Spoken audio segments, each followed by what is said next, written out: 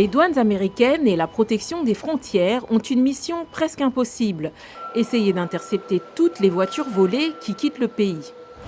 Ici, au port de Baltimore, les centaines de véhicules que les agents découvrent chaque année sont principalement destinés à une région particulière du monde, selon Adam Rothman du CBP. Je dirais que 90 à 95% des véhicules volés sont destinés à l'Afrique de l'Ouest.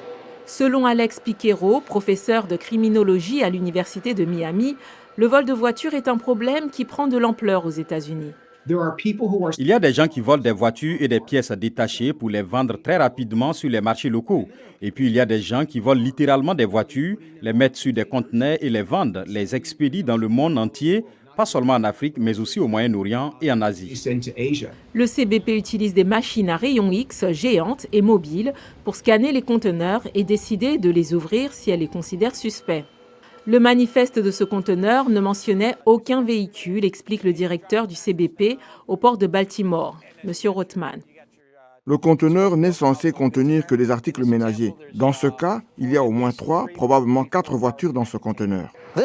Cette Mercedes-Benz de 2021, d'une valeur de 48 000 $, a été achetée frauduleusement dans l'État de l'Ohio avec une identité volée. Elle a été interceptée ici, dans le Maryland, et devait être expédiée au Togo, pays d'Afrique de l'Ouest.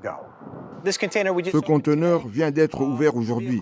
Le véhicule au-dessus, la Honda, nous avons déjà vérifié grâce au numéro d'identification qu'il s'agit d'une voiture volée. Il y en a 2 autres à l'arrière.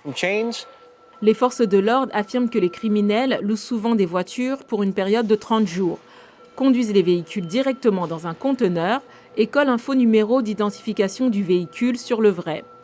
La voiture ne sera pas déclarée volée avant 1 mois. D'ici là, elle pourra déjà se trouver sur un navire en haute mer. L'équipe de M. Rothman espère intercepter ces voitures avant qu'elles ne prennent la mer. Nous avons remarqué que le chiffre sur le VIN ne correspond pas à ce qui est censé être sur un camion fort. Les autorités de certains pays d'Afrique collaborent désormais avec Interpol pour tenter de saisir les véhicules volés qui ont réussi à échapper au contrôle des ports américains.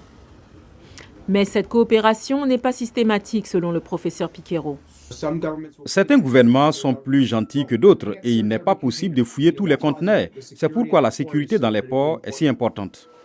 Avec autant d'acheteurs à la recherche d'une voiture d'occasion, souvent sans poser de questions, il est peu probable que l'on assiste à un ralentissement du trafic mondial de véhicules volés.